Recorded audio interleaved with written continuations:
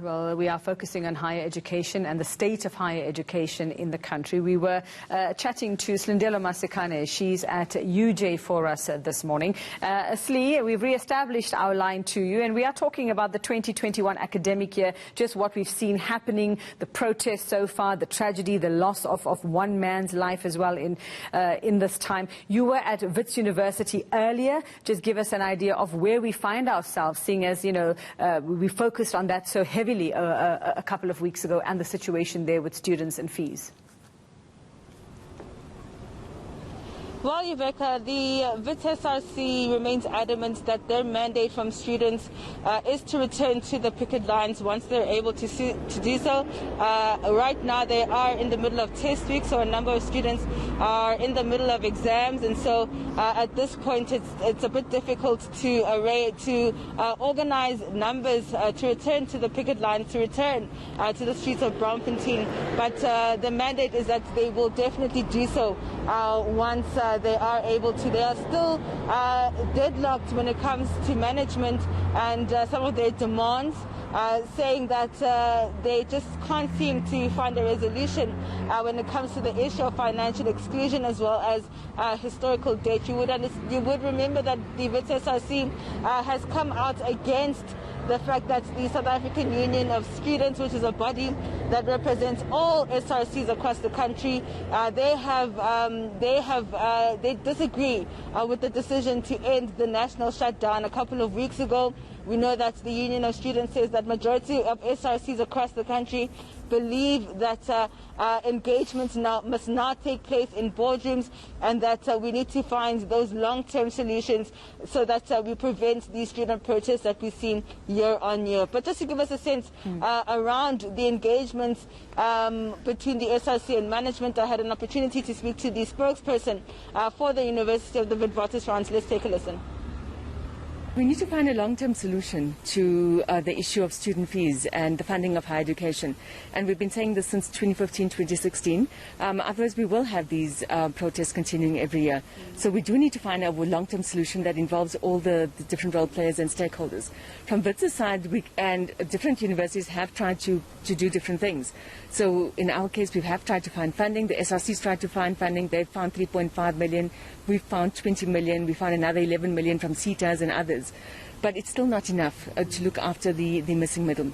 So NSFAS students, for example, we've bridged the gap for those NSFAS students while they're still waiting for confirmation from NSFAS.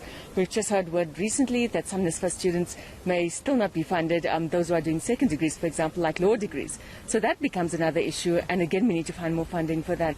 But I think from Wits' side, what we would like is long-term solutions, the different stakeholders within the country to come together like they did in 2017 and come up with a solution that's sustainable for the country.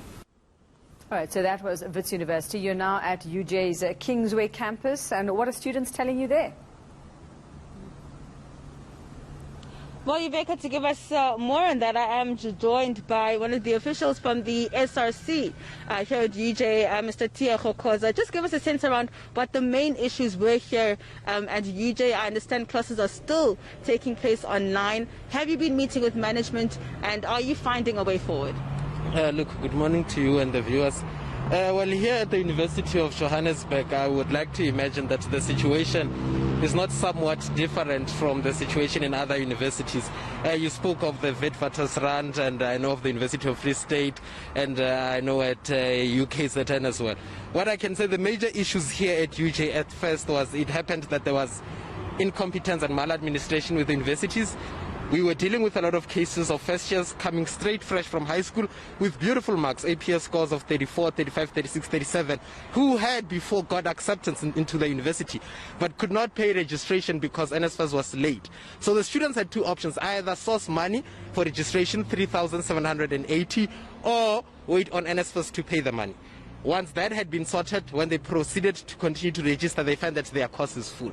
the university has given away their spaces. So at that we were outraged, because it seems like the university is giving first preference to students who have money, and not necessarily not necessarily giving preference to qualifying students. You get my point? Secondly, NSFAS itself, right now we did go to the streets, and when we went to the streets there was a little bit of response. They managed to get things moving, but somehow right now we are not really satisfied, because somehow most students' allowances have not yet been paid. Some have, but most have not. Some are facing eviction addresses. It is just the SRC us just trying to go there to negotiate deals with the residents and all that. Some haven't received their meal allowances and their book allowances. So it's a big mess. Yesterday a list was released from NSFAS Cape Town, but there are some students who are not yet in the list. They are contacting us, and as SRC we are frustrated. Students are also frustrated because we no longer know what to tell them. UJ Finance will say the one thing, NSFAS will say the next thing. You get my point?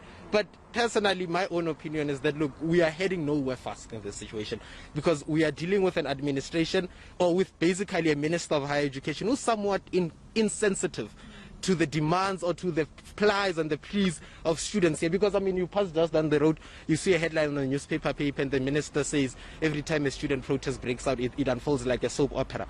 And that is coming from a classist, Marxist, Leninist scholar.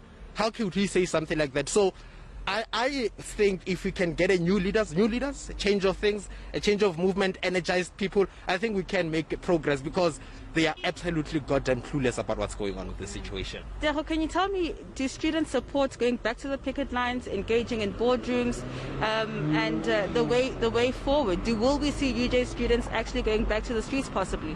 What I can say is that, look, students, they accept any means for us to go and voice their demand. That means should as well provide progress. So anything that gives progress, yes, we did go onto the street, and there was some kind of progress. They were first here and then that worked to a certain degree. But right now things are quite stagnant and a bit slow. So in my opinion, personally, I feel like if it needs to be that we need to take back to the streets, or even take it directly to the union buildings or even parliament, we should do that, because as I understand, yes, the university is partly to blame, but the bigger picture is NSFAS, which is directed by the government. So in my opinion, we haven't ruled out going back to the streets yet. Dynamics are not necessarily allowing for students to come and picket. We are in the middle of the second term has now started. First years are still coming along. Tests are starting. Assignments are starting. So students are preoccupied. So, but we would have to weigh our options as time goes on. But as to suspending the entire national lockdown, I personally feel like we should have just suspended it for a minute, just to allow some progress, give them a chance. And if things are beginning to be stagnant and we are not making progress, then yes, most definitely go back into the streets. All right, thank you so much, All right. I think that's where we can leave it for now.